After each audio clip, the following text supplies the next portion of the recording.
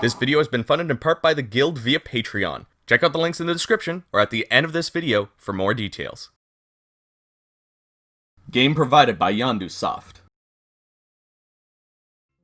Hello everyone, my name is Chris Gildart and welcome back to another Pros vs. Cons mini review. One thing you may not know about me is that I love classic arcade style games. I even bought a fight stick for my Xbox One and 360 and I use it a lot to play 2D games. One of my favorite arcade genres is run and guns. Nothing beats a good old game of Gunstar Heroes. Well, step aside because a new game has hit the scenes. Max in the Book of Chaos may sound more like an RPG or an action platformer, but this is a run and gun similar to those classic arcade titles. This game was released very recently for Xbox One, PS4, Switch, and PC. I'm excited to see what this game has in store for me, but before we get too far into the video, don't forget to give it a like and comment with your thoughts below. It helps the channel and videos like this get into people's suggestion list. And if you haven't yet, subscribe as well and ring the notification bell. Alright, ready, set, Pros.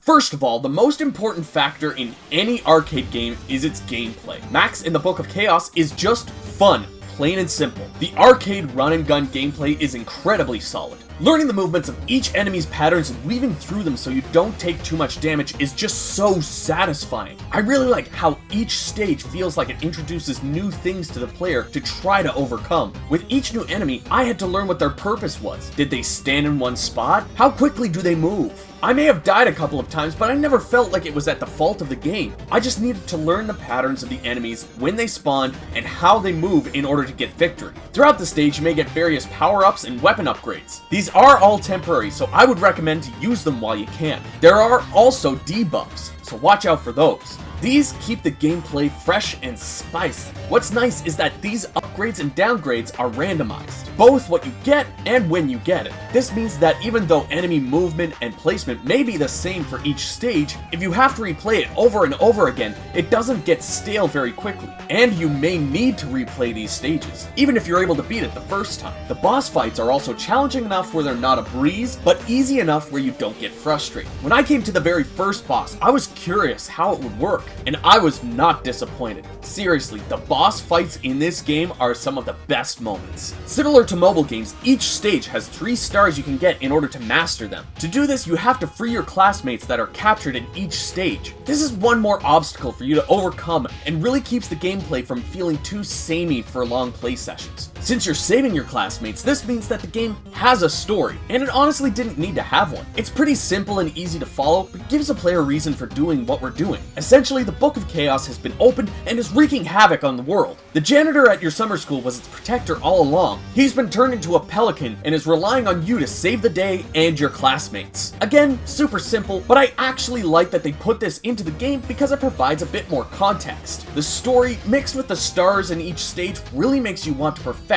each level and go for that full completion. I also have to say that this art style is really nice to look at. Max looks like he would be well suited to stand next to some of the current animated series like ones on Nickelodeon. None of the animations felt stiff or out of place. It's all very smooth and flows very well. Not to mention the comic book style panels that tell the story in this game. Seriously, this is not a bad game to look at. Lastly, I just need to mention the music. It matches the overall feeling of this game. It's got a techno vibe that just meshes with the alien monster invasion. It's nothing overly complex, but it definitely suits the frantic mood of wiping out waves of creatures with your futuristic weapon.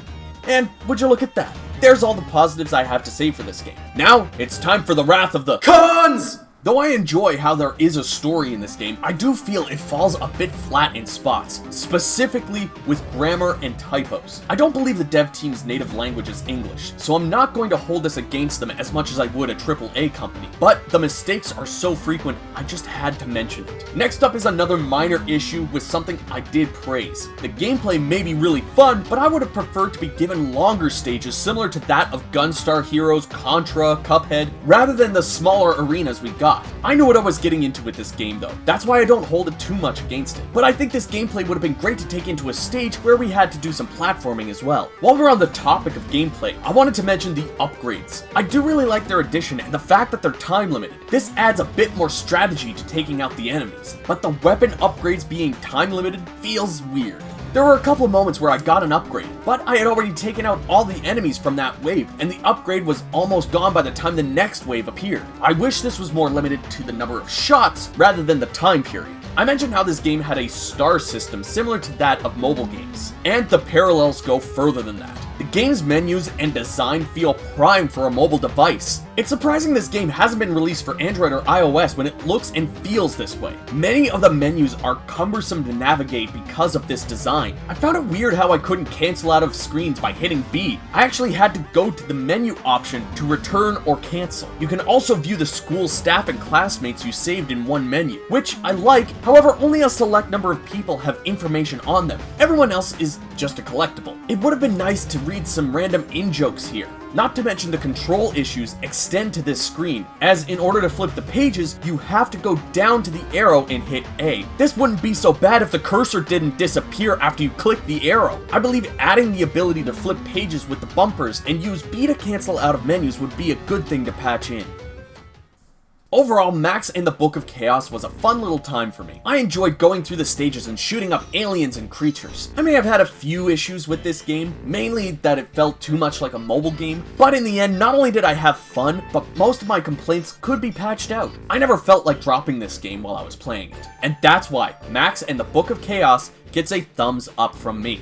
I would definitely recommend this game if you're a fan of old school run and gunners from the SNES and Genesis era. Fun and satisfying gameplay takes over with this title. You may not be pulled in too much by the story, but that's not why we play these sort of games. It's because we want to have fun, and I sure as hell had fun with this game. Go check it out.